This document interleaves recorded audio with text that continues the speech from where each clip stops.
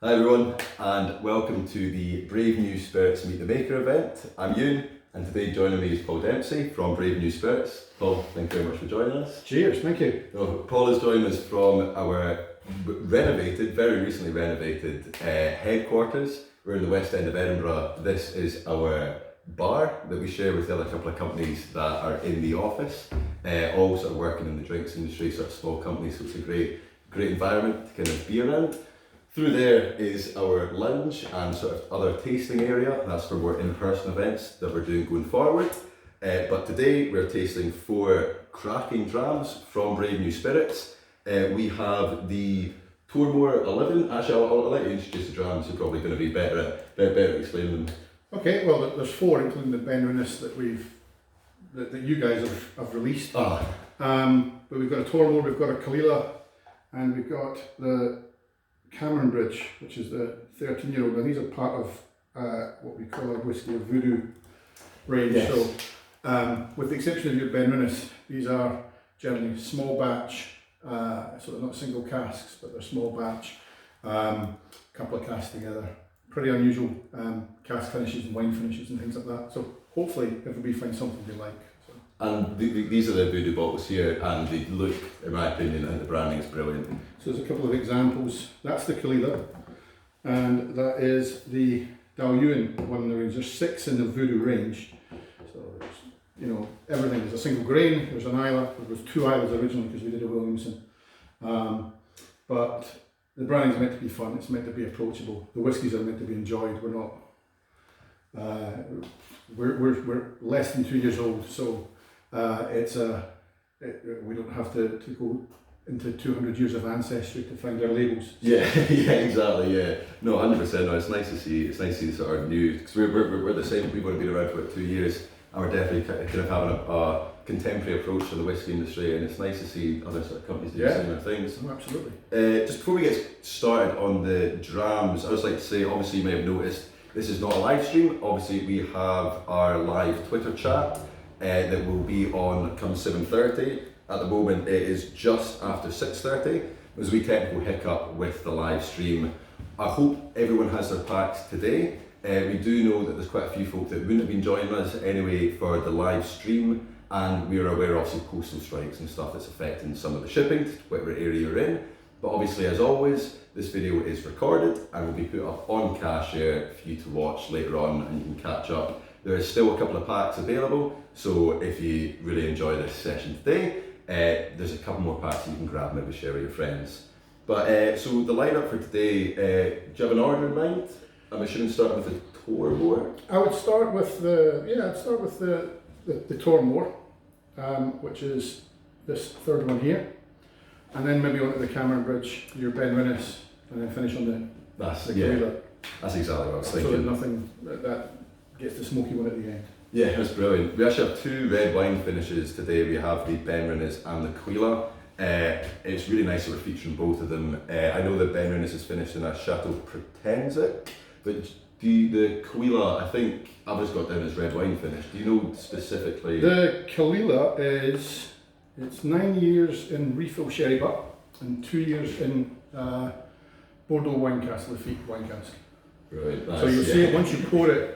You'll see that pink colour. So I think that is actually my personal favourite type of whiskey, like peated, sherry and red wine. Super balanced as well. So it's excellent. I think actually I tasted like a wee bit. You might have noticed that my drams are a wee bit empty, and I think one of my tasting notes for this is foie, because it was just unbelievable. Like again, superb. It's one of my personal favourites. But yeah, we do obviously have the Benrinnes, which is also in red wine. I believe that was 12 years ex-bourbon, 1 year Chateau Pretensic. But obviously Benrinnes unpeated, so it's nice to kind of compare these two. Yeah, and Benrinnes is like a sort of again, it's not typical for this style. It's probably one of the heavier Speyside whiskies, so it's nice to see what happens in a wine cask. Yeah, no, because you don't see a lot of distillery bottles of Benrinnes. Yeah, no, not at all. I think I was researching. There's only like a couple like official distillery bottlings that happen. Obviously, most of the spirit goes to like the sort of premium G&B and things like that. So. Yeah. Which I mean, I can understand why they use it. It's a really high quality, versatile spirit.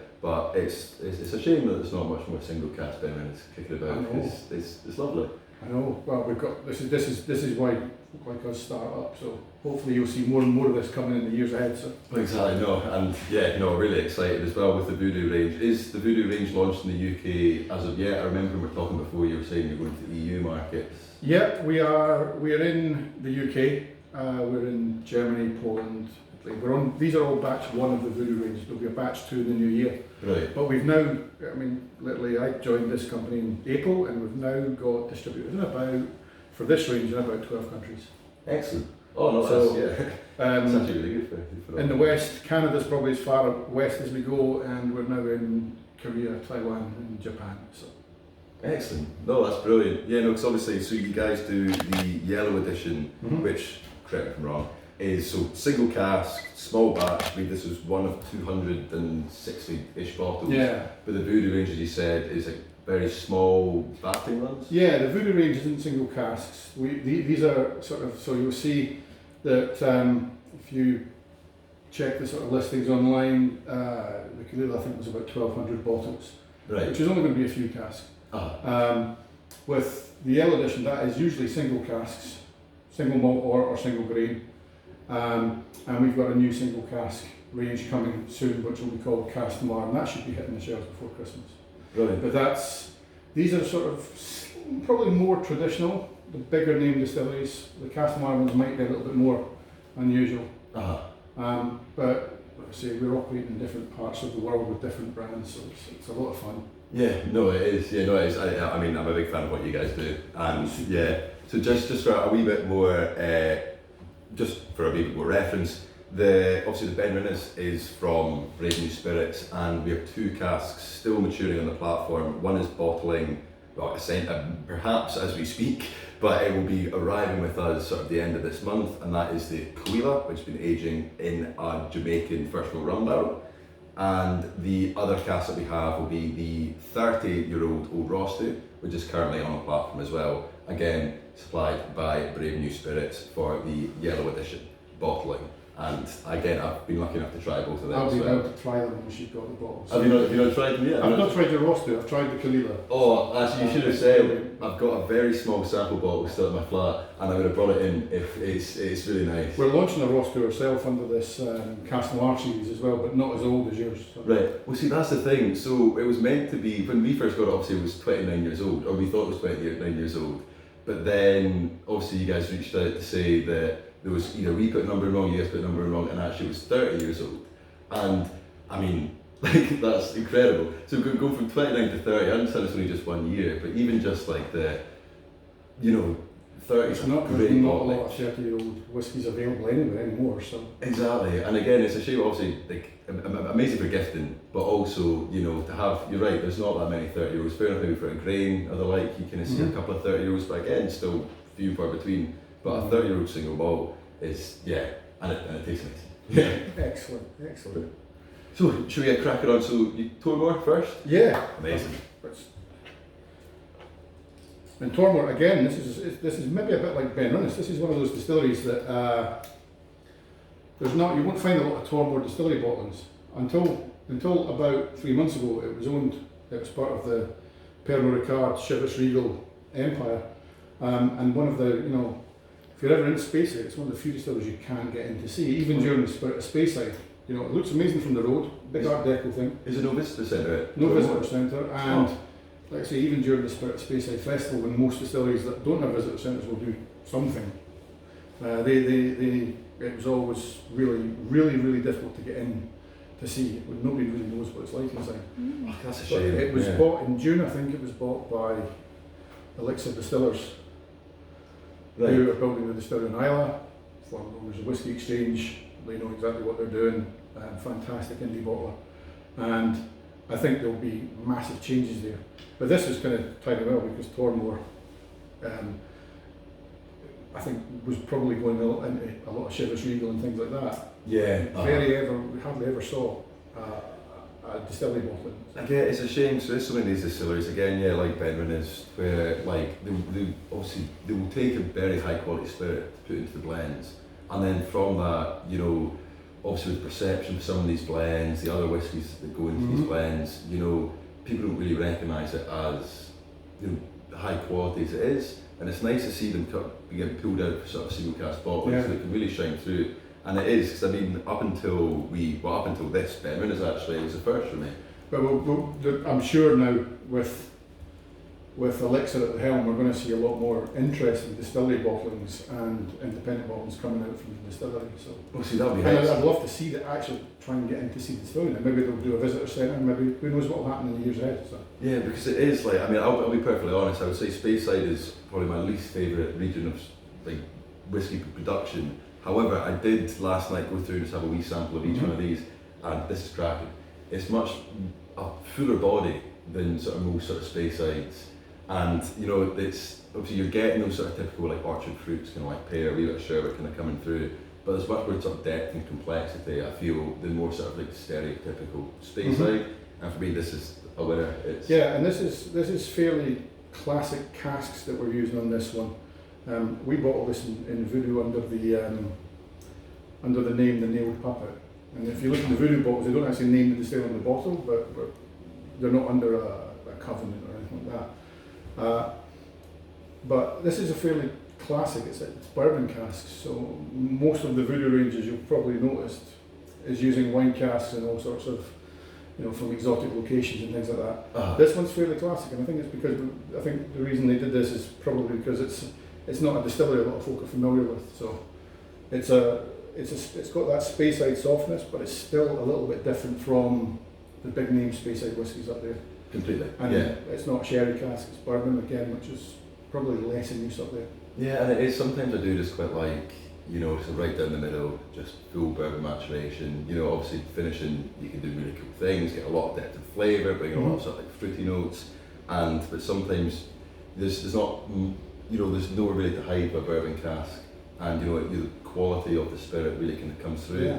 And I think with this one, it's And it's a tiny bit peaty, but it's nowhere near like an Isla peat. So it's again, everybody, well, I mean, there's so many peaty whiskies getting produced in Speyside actually. I know everybody associates peat with the islands, but have a look on any good whiskey shop, and so many distilleries in Speyside are doing peaty whiskey. They're not trying to copy the Isla whiskies; it's their own style, but there's so many stunning smoky whiskies from that region. So. See, that's what I think is brilliant. A lot of people as well associate peat with Isla peat, and that sort of iodine punch to the face. Hospital walls and Yeah, completely, yeah. Like the school nurse's office. You know, it's that kind of just, you know. But I'm going to use that in a tasting. yeah, no, please do. But like, obviously, I know there's lots of others they'll use sort of Highland peat. You know, much more floral, much more heathery, much lighter. And I feel the way that Highland peat is made will be different. You know, it's Island peat will be compressed seaweed and marine moss and stuff like that. yeah, no, 100%, yeah. In the northeast of Scotland, it'll be completely different. So. That's really good. To be honest, I never actually took a step back and thought why. You know, I just took that for granted. Being like, I might be wrong. No, you will be right. So it will be. So like with the Highland peat, you know, it will be more sort of earthy, you know, heathery. You know, whereas you're right with Island peat, it is just salt, seaweed, piney and dense. stuff like that. So. Exactly. Yeah. And those are the notes that come through for something like Highland peat. And it is, I'm a sucker for it. And I feel as though, again, I love Isla whiskies. Some of my favourite whiskies are Isla whiskies. I love that like strong peatiness. I used to hate them, but I've grown to love them now. See, I did the opposite. I came into whiskies on Isla whiskies and then made my way through. And I've heard like a few folks say the polar opposite, they finish in peat and they'll start, you know, with something a bit lighter, like a lowland whiskey. But I went straight in. That's like starting on the heaviest, hottest curry in the restaurant. Yeah. I guess you look at it like that, yeah. Working your way back down to a korma. Yeah. exactly. But then, well, it's a great one to start because the peat gives it a tiny wee bit more complexity than a standard bourbon cask. I think if I remember rightly, we bought this at about 10 years old. Was it 11 that I... Maybe 11. So yeah, 11. most of the Voodoo range is between sort of 10 and 13 years old. So you've got a little bit more age, which helps some of the flavour notes soften down. The mixing of the casks, so the batching of casks to get the release together. You know, in single cask, you might get one cask that's particularly aggressive or very, very, you know, upfront, and others that are more subtle. When you're batching, you can balance those out. Yeah. So now we get 1,500 bottles of something that we think works. So And it's still sort of low yields. You're still kind of getting that nice sort of exclusive feel to it, and limited sort of like run.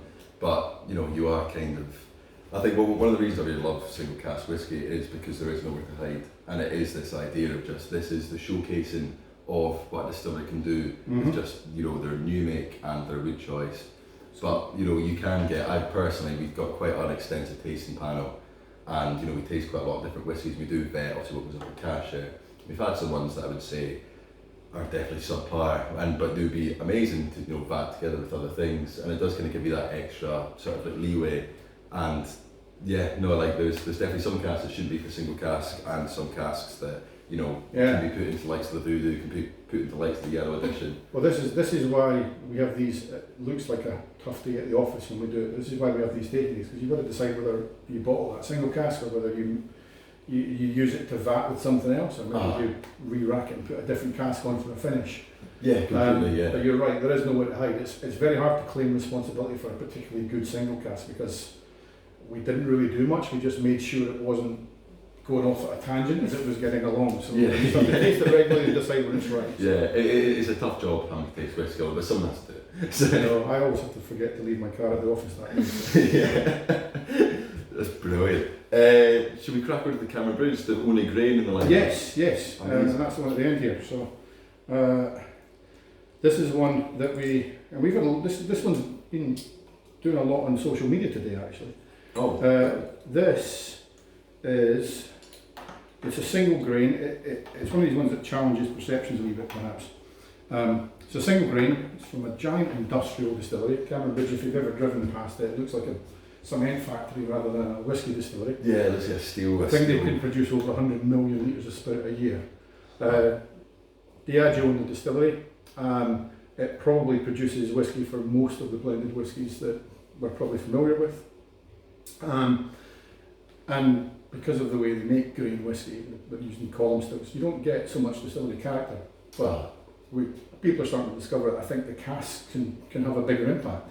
Yes, completely. So we've got a red wine. This is 13 years old, red wine, Cameron Bridge. For those who read Scottish Field, this is where the social media stuff comes in, but Scottish Field did their Readers' Challenge this year where they have the sort of 30 or 40 whiskies in their blind tasted by a panel from mainly members of the public, and they've voted that third out of the. It was the only grain in the lineup, and they placed it third in their top three of the challenge this year. Brilliant. So I think the magazine Scottish Field arrived in their office yesterday, and there's big pictures, and it's lovely. So amazing. First one of the Voodoo range to get an award, actually, and it's where our range starts because grain whiskey's not expensive. So this is usually in a shop probably less than £50. So. Yeah, no, that's well. First of all, congratulations for the award. That's brilliant. I mean, I get a bit of bling now again. Yeah. And again, I sampled this last night, so I can see why you won the award. It is cracking, and I do feel grain. And I'm sure you agree, grain has such a stigma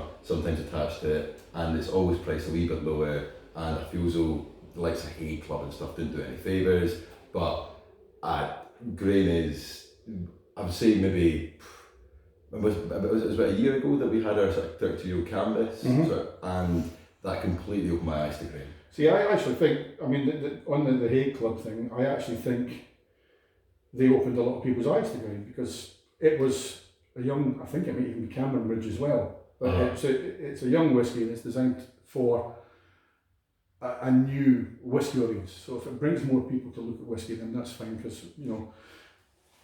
they can bring new people in, and then we can show them something here as well. So that's good. This, if you compare, most of the grain whiskies that people would start to discover in the last couple of years, there's a lot of great value because grain's not expensive. So you can still find 30, 40, 50-year-old grain whiskies at prices you can actually open the bottle and drink. Yeah, which is but you are now starting to see younger grain whiskies coming in. And for those people that are looking for things that might even be for bartending or for cocktails, perhaps that's where this style of whiskey works really well. Completely, yeah. I didn't think about it really for like cocktails, but like sometimes, when you've got like a bit of an older malt and with a bit of a fancier finish, and that's, you can't really be sort of putting it in cocktails depending on the price bracket, but you're right, with grain you can get an absolutely cracking aged grain. It's had a really good finishing. The whiskey market, we're all diverse and we're all using different casks now, and I think this is just something that maybe we should have been doing this years ago with grain, but I mean, even single malt, 50 years ago, single malt wasn't really a big thing either. So. Well, see, yeah, exactly. Yeah, I think it was around like, it was like the 60s or whatever. It started from there. Yeah. And yeah, it was sort of in indie bottlers that started taking it, and people were like, oh, this is a lot cooler, like single malt. And obviously the distilleries tippled, they kind of thought, wait a minute, we can just do this ourselves. And yeah. But yeah, I mean, on the nose of that one, you can get that sort of grain. It's a little bit more, maybe a little bit more sort of ethanol notes, maybe the tiniest sort of hits of more. You can tell it's not sort of meaty or oily or things like that. Yeah. Like some of the big classic old heavy space ciders. But when you take a little sip on the palate, you get that red wine straight away. So completely. Is it full red wine maturation? As far as I know, yeah. It's 13 years old. It's certainly not 1 or 2 year finish. It's a much longer period than the red wine. Oh, that's brilliant. But again, small batch. Strength is down in the 50s. I think we've got this at about 56. So 57. So it's one of the higher strength ones. So it's not bottled at the barrel strength, but it's not far off it. We'd still rather the people that drink the whiskey find where it suits their palate. Completely. Yeah, I completely agree. I was actually talking with one of the guys from Annandale, Ben, and he was describing it as like peeling an onion. And it's like you always want to start out high and then you can keep. Yeah. That's a great analogy though. It is, isn't it? Because you can kind of keep peeling those layers back until you find the part that you're like happy with. I mean, even at different times of the day, your palate's going to be different. Exactly. So you might prefer a stronger whiskey later in the day, but it's easier to start with a cask strength and find your own level than it is to start with a 40%. Exactly, and there's some sort of whiskies that are down at like sort of 40%, 44%, 46% that you do just wish was a little bit punchier. But you're right, if you get a cask strength whiskey that you wish was a little bit less punchy, you just add a little bit of water. That's all the distillers are doing to get it down to that percent. And it is, I'd much rather get something at a high ABV and be able to find my own. And you're right, like it can change in a day. It's a lot of fun. You can call it research. Yeah, exactly. It's experimentation. It's one of the great perks of our industry. Yeah, this is try and convince people that are watching us from outside that that's actually work. Yeah, They're studying stuff. Exactly. Yeah, it's market research. No, this is brilliant. I do have a huge soft spot for grains. I think they're amazing. They're really versatile. I can't remember the last time I had a grain that I wasn't the biggest fan of. Again, personally, I'm not the hugest fan of stuff like the Hay Club, but I'll always kind of have a bottle kicking about for friends that come over, and I try and get them to drink whiskey, and they don't really like whiskey, so I really want to give them something really strong and punchy, so I'll start them off with a nice sweet caramelly. We're all still learning what you can do with grain, because it is one of these things that so many, and it's the independent bottlers that are doing more with it to start with. Actually, Cameron Bridge is probably one of the few grain distilleries, if you go back to the sort of 70s and whatnot, where there was actually a distillery bottling. It's Cameron Brigg was, but you know, of course, yeah, Cameron Brigg, yeah. There was, I don't think you got a Strathclyde or you didn't get a Canvas distillery bottling, but you got a Cameron Brigg. So it's one of the few grain distilleries that was trying to create their own brand. But obviously, grain is still new for everybody. It's worth playing with. So. And it's interesting to see where it's going, because you're right. It's folk are using it. It is becoming more like prominent in the whiskey industry. I think it's becoming more widely accepted. You know, he was going to a few of these whiskey festivals before we still had Canvas. We'd sample the Canvas, and you can see the change in people's eyes. You know, as they're tasting it, they kind of go into it, it's a grain, and they try it, and afterwards you can see the whole process in them. And it's nice just to think maybe about 10, 15, 20 years time, you know, where grain's going to kind of sit within the whiskey market. I know, almost, I think, like, we're discovering grain the way that a lot of people are discovering whiskies from other parts of the world. Look at your shelves, you've got a bottle of milk and honey at the end. We do, actually. So that's interesting enough. You know what, I'm going to grab that. Well, I'll have to tag Shelton in. Yeah. Yes, I do actually. He helped us grab these. I'm going to do a shameless plug. This is our Cashier own milk and honey. It's an ex-Isla cask. You see, it's our own independent bottle in there. Nice. Bottle for Cashier. Nice. if you bring it up, I would do a wee shameless plug. But yeah, we did just get awesome. this in. This is one of our barrel Yeah. picks. So obviously, sorry, let me just.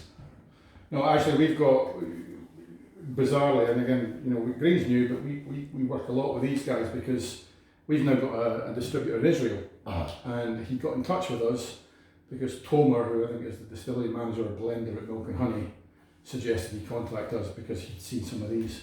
Oh really? So that's a tiny small world, but that's how it works. Yeah, no, because they're doing really cool things over there, and so obviously taking advantage of like sort of the climate for maturation, and I mean, I'm a big fan of their brand, and they're out and about so much, and yeah, they're always happy to help. They're a great bunch of guys. Yeah, nobody would have thought there was a whiskey from Japan or Korea or Taiwan or anything, but they're coming from everywhere now. So. Yeah, and you're right, Grain is almost our version of that New World whiskey. Even within sort of Scotch, we're quite regulated for what we can do with Scotch whiskey, you know, and you know, Grain is like a little bit more. There's still a little bit more land to discover with it, and it's quite interesting. Should we crack on to the Benrinnes? Oh, amazing! So this is your one. This is our one. You need to tell me more because I usually have this for breakfast in my one. Take the wrong one up. There we go. And but yeah, how did you find this cask? What made you pick this one? It's curious because you guys had already got this before I joined the company. This was one of the first single casks I'd seen for you guys. Yeah, so it was in one of the sort of lots that was sort of offered us to, you know, put on the Casher platform, and I think we picked it purely, I wouldn't say purely based on taste, because obviously the name is recognisable, the age, the cask, Chateau Pratensic, it's quite sort of fancy, sort of ex-Bordeaux, or wine from Bordeaux region. But for us, we tried to do them blind. Obviously, the bottles are kind of sitting around, but we kind of tried to fill glasses, and this one just went down amazingly well. I think so. It is 12 years maturation in X bourbon, and just a 1 year finishing in the Chateau Pratensic. Okay. And I think it balances brilliantly.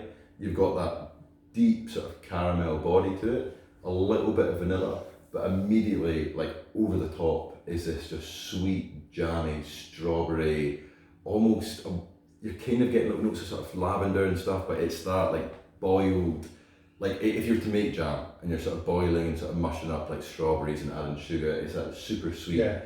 And on the nose that dominates. It dominates the nose, those sweet notes. Then on the palate, it just gives way to this sort of deep full body.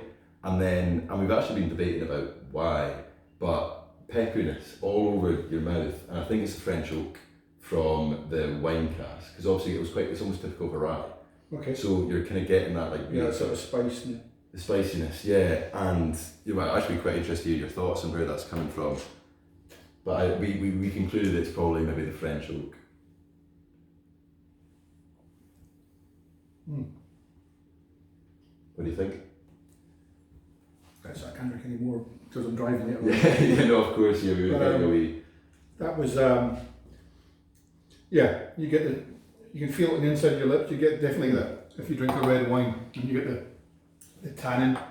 Yeah, but it's not aggressive. It's soft, and it just gives it a really big bit of body there.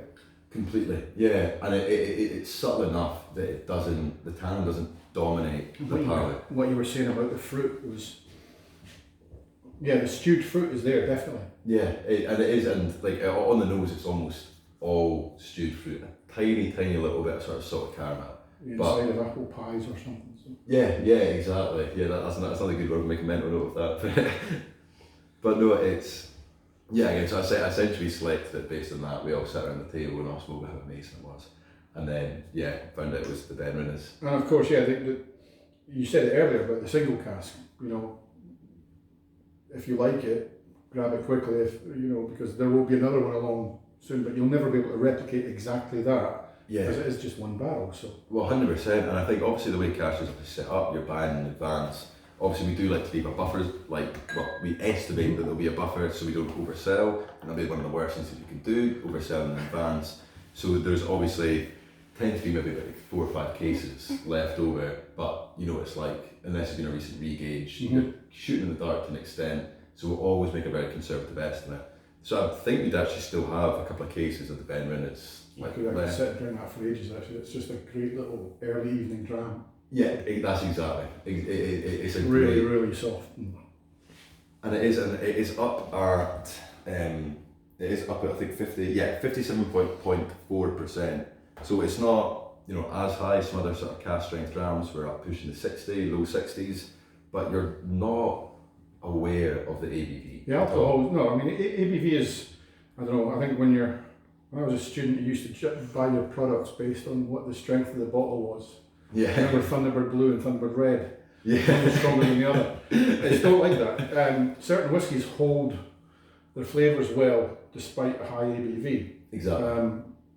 You know, there's certain distilleries up there where you actually have to check the label. You don't realise it's super strong, and then there's others at 40% that would burn away in the inside of your mouth. So exactly, and I think you're right. It boils back down. it's all about how it balances. So yeah, this one's doing it really well. So it's the balance. I think it is the balance. I think obviously, you know, longer maturation in red wine is quite typical. Rather than a 12-month finish, but I do feel as though if it was left for an extra 12 months in the red wine, it'd be, I wouldn't say too tannin, but you wouldn't get that perfect balance. It would be, you know, we wouldn't be describing it with those caramel sort of notes. We'd be saying it's tannin, typical red wine, but with that contrast in there, I think it works really well. this is why you have to check these casks regularly. It's not because you want to drink, but it's an added bonus. It helps. But you have to check them regularly because, I mean, casks are natural products. Every single cask reacts differently to what's inside it. So, you know, some casks, you do need to just make sure you get a cask finished perfectly in 2 months, 3 months. Others, you know, you leave it much longer. When we're tasting the casks we've got in the warehouse, we might decide to re-rack it because we want to bring in certain things that we know other casks typically give them, but it is just typical because there's not a standard rule book. No, it is. It's really interesting. And currently our industry advisor, or one of our industry advisors, should I say, Alistair Day, you know Alistair, of course, but he is.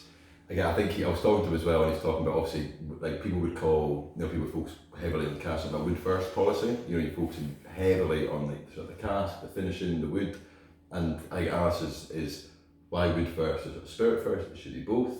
And I think I've learned quite a lot from obviously what he's talking about in terms of what they're doing with their sort of finishing, and it's just kind of reminding me of, you know, every single cask is different, you know, and again I think that just gives a little bit of, you know, extra coolness to single cask, that although you could get very similar casks, you know, you get 2 casks on the exact same day with the exact same spirit, bottling the exact same day, Completely. and you can notice a massive difference in the two. And it can be down to where they sit in the warehouse, it can be down to, you know, just the physical wood itself, or just, you're right, how the spirit's reacting, but it's a deeply interesting side of the whiskey industry that I think just kind of gets brushed over quite often. Yeah, and you know, Rassie's a good example because it's still a young distillery, but the best way to decide whether it's a whiskey for you is to taste it. Don't judge by the ABV or by the age on the bottle. You know, there's probably whiskies at 50-year-old, and if I was lucky enough to taste 50-year-old classic whiskies, I might not even like them. So exactly. I certainly couldn't afford them. But, that's the other challenge. I'm in the same boat. But you know, there's still, it's one of those things that just, it provokes debate around the world. It always will. But the thing is, with a lot of these new distilleries are, you know, they're using more theory in the way, you know, that they were using distilling consultants and everything when they set up. It's not just Rassie, you've got Lockley, you've got, you know, Ardgowan, you've got Arnold Merkin, and you know, their knowledge of what they're doing with a younger spirit and what they're doing with casks, you know, taste the whiskies and see whether you really do need to make a decision to buy one that's just got the biggest number on the front. So yeah, no, of course it is. It's like a chef tasting along while they're cooking. You know, you need to. Could be. Yeah, exactly. You need to, you know, it all comes down to how it's tasting, and you're right. It can be bizarre. It can be bizarre just the difference of how 2 different things taste when you think there's no science really to it. No, you can't beat it. This is why, and I mean, if you look at that. Go back to the Cammon Bridge and look at that Scottish Field Report. If you look at the top 10, pretty much almost everything in there is under 15 years old, and there's quite a few that are no age statement on the list, and that's a blind tasting. So nobody saw the bottle, nobody saw the age, nobody got told the price, and the age, price, barrel types, they're all over the place. But there's, you know, there was 25-year-old, 30-year-old in there, but you know, 5-year-old new distilleries were scoring much higher. So Yeah, which again, like again, that I suppose like art breeds a bit more sort of like truth into the fact that these younger companies, like ourselves at the younger distilleries, what we can actually do with the spirit is really quite cool. I think, well, for instance, Isla Rassay, they've got like the Chinkapin oak. I was sort of saying before, like really sort of softwood, and nightmare for old distilleries, because if you put a Chinkapin into your, what if you remember we trying to create a 12, 15, 20 year old single malt, you need to, you can't really leave a Chinkapin, or you can't leave a Chinkapin cask maturing for more than maybe like 5, 6, 10 years at a push. If you put that into something you're trying to release at a higher age state, then that brings the AYS right down, and you can't be releasing those higher I need ages. to try, so I need to speak to Alison and see if I can get some of these casks to play with. But there's now more, we all travel more than we ever did before, so people are going to, you don't just go to France on your holiday now, people are going to America and South America, and we're finding the spirits industry in each of these countries, and like, what barrels are those? Let's see if we can borrow some. Yeah. And you're seeing rum casks and Madeira casks and all stuff that you never saw 20 years ago. So It's excellent, isn't it? it's a lot of fun. Yeah, no, it is brilliant. And, any excuse to visit a distillery anywhere is fine by me. So Yeah, no, I'm a big fan of the cross-pollination from all these different sort of spirits industries across the world, and you're right, this comes from folk are moving around, tasting different spirits, and kind of and those guys want to try whiskey barrels as well, so it's great for swaps. So exactly, you yeah. get those emails from rum producers and whatnot. So. Yeah, no, it is, and there is some we've got some quite cool casks on at the moment, and we're getting some quite very interesting casks coming on later on, but again, new world sort of whiskies, so people that can maybe play around with some of these more unique sort of cask types, and it's a great industry to be in. It's a great time to be a whiskey fan, because I think there's quite a lot going on at the moment. I know, more to come as well, I hope so. More to come, definitely. Should we crack on with the final dram? Yeah, we're going properly smoky on the final one. Going to Caol Ila, which for anybody that obviously with independent bottlers, we all have to go looking for casks.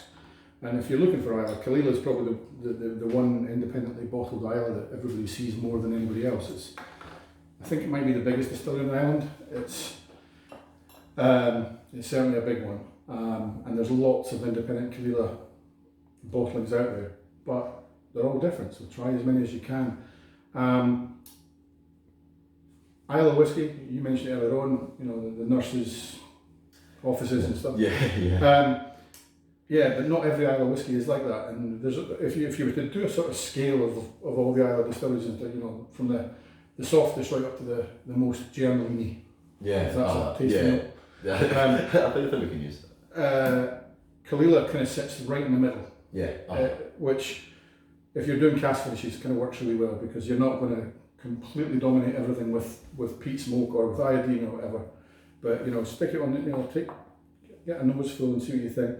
You can definitely tell it's peated. You can definitely tell it's peated, but it's not a big sort of, you can't smell it from across the room. You would with some of the more famous bruiser kind of Islay whiskies. Yeah, your Lagavulins, your Lafroigs, if someone pours a dram in the house over, you can smell it. Yeah, and similarly, you can do any cask finish on those, but you can just tell it's a big fiery, it's got size 12s on and things like that. Yeah. Caol Ila's actually works really well, probably gets up, and the fact that there's usually because they make so much, the two things combine and it becomes a bit of a favourite as an Islay for independent bottlers.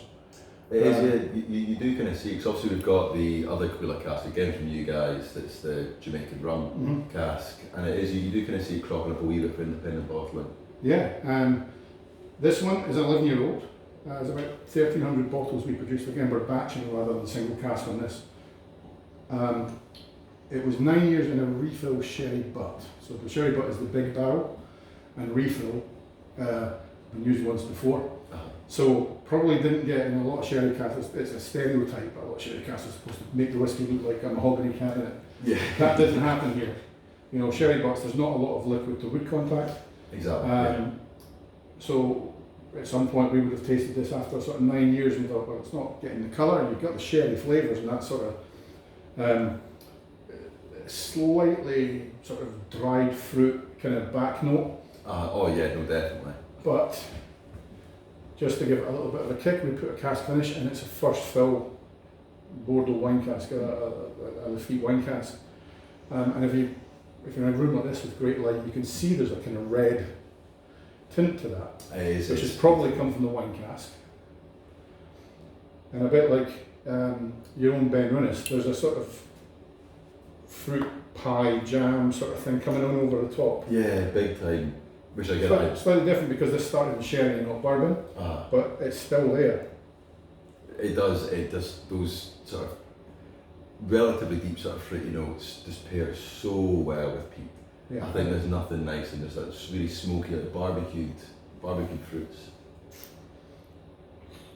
Do you know, was it a SDR red wine cask? Do you know?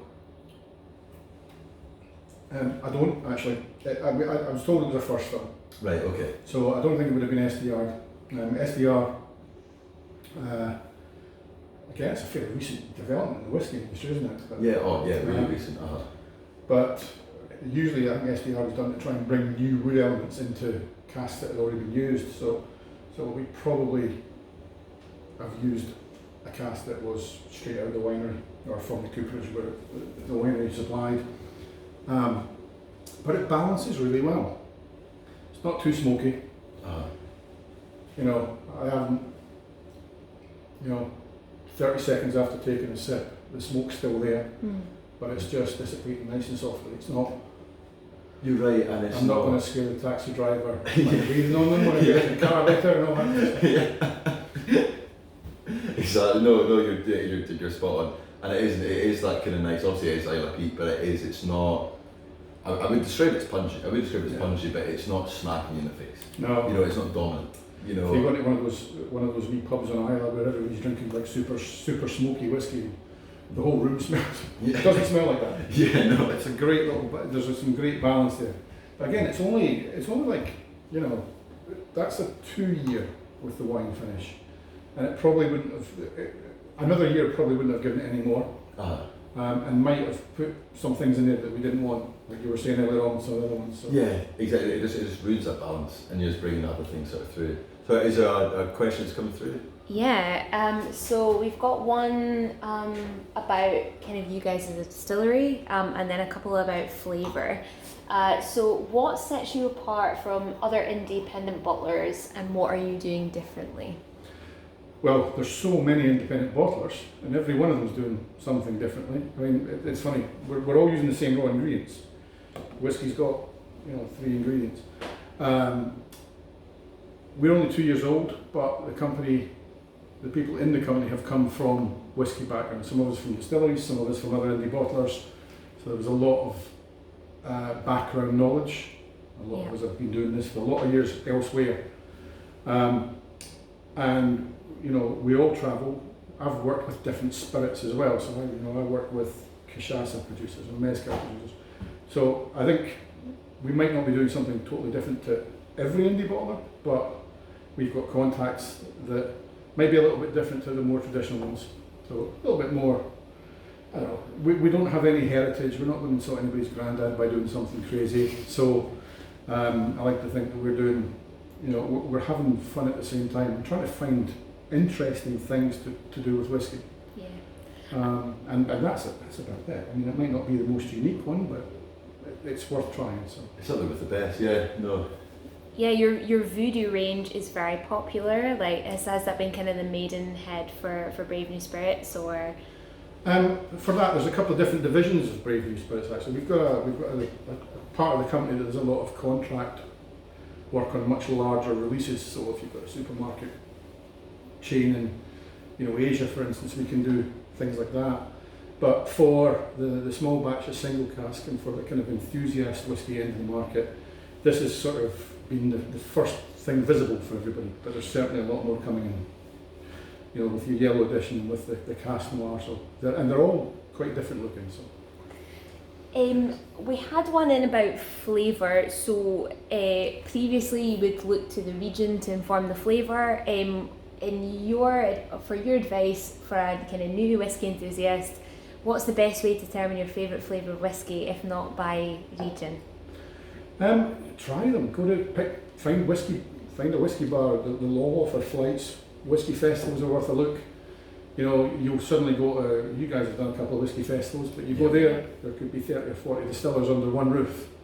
You know, don't try and drink everything, but there you can read the tasting notes, you can see all the different bottles, you can find out, you can go to a whiskey show as a novice, and that's where you find out whether you would prefer bourbon to sherry cask, or whether you would prefer a rum finish to a wine finish, whether you prefer a cask strength or standard strength. You know, if you tried that in a shop, in a supermarket, they would probably arrest you because you know, they never have the bottles open for tasting. But do the festivals, get these little tasting packs, and ask as many questions as they feel they want to ask. And one of the last ones I'll ask is to you both, I guess. So Desert Island discs. If you had to pick one of these from the flight to take with you and drink indefinitely, which one would it be? And I guess go for Paul first. I'll let you go first. Yeah. Well, given where I'm standing, I mean, the Ben Runners is probably one I would take because this is the first of me properly trying it.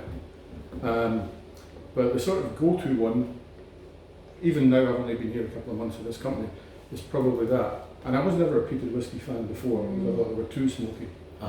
But it depends, you know, if I'm stuck on a desert island, I might need something heavy and smoky to remind me that I'm not getting off the island anytime soon. So, yeah, that'll do it for me. So I'm toying with the Quila as well, but I'm always kind of leaning towards the Cameron Bridge in a way. I think, well, my thinking is actually if you're stuck on a desert island and you're never getting off, you probably want to be drinking constantly. And the Cameron Bridge, because it's so light, or not light, that's probably the wrong word, it's sweet. And I think you can kind of drink that all day. So I'm kind of leaning towards the Cameron Bridge just for logistical reasons. But I would say if I was to take a bottle home with me, if I was at a shop right now and these were sampling us to buy a bottle, I'd be buying the Quila. But if it was an infinite supply of one variant, I might take the Cameron Bridge. a crucial tip, if you are going to be stuck on an island, is to find an island that's got a distillery on it. Yeah, to be fair, Because the wrong guys have got that stuff. You go to the Caribbean, you can't move for distilleries. But I think we need to do more of that here. to be fair, I think I probably would describe myself as stuck on the island. If there was a distillery there, I'd be inhabiting the island and they'd be stuck with me. But no, I think okay, I'll say Cameron Bridge, but the Quila Nice. is excellent. Yeah, and the last one is about sweet or savoury. A lot of whiskies are described as sweet, but we obviously have some in the savoury spectrum with that kind of barbecue, maritime, salt. What would be your preference overall? And again, both, I would love to hear your answers. I'll go first. I would say if you're to say savoury, being maybe peated STR kind of cask, or ex-bourbon. I know it's hard to find like a pure savoury whiskey. There's always going to be some sort of subtle sweet notes in there. If it's not sort of kind of sharpness from the new make, or STR red wine, even if it's tannin, you're still getting a little bit of fruitiness in there. But if by sort of savoury, you're maybe referring to sort of a more sort of peated, ex-bourbon, STR thing, I probably actually would lean towards savoury. Having said that though, I'm a sucker for a good grain, and I think that firmly sits in the sweet category. But I think again, if I was to pick one, I'd be savoury. I'll go the opposite way, because when you're doing these tastings and when you see people doing tasting notes and they mention things like vanilla and fudge and tablet and caramel, it's like, oh no, man. Yeah, that's true. I start to get a sugar rush, and I usually come out of like most people, I discovered virtual tastings over the lockdown. Yeah, they're brilliant. In little bags like this, where these arrive in the post and you sit down. And I never finished one of them without having without a hunger. Because people are coming out with tasting notes like peach fool and creme brulee and all this. Oh jeez. So yeah, definitely. I mean, I grew up in Scotland, so I've got a sweet tooth like everybody else. Yeah. Sounds good. Yeah. So I think we're a wee bit pressed on time. Obviously, it's because we're no longer a live stream and it's a pre-recorded video. But it's great that folk are obviously engaging sort of Twitter and someone asking questions.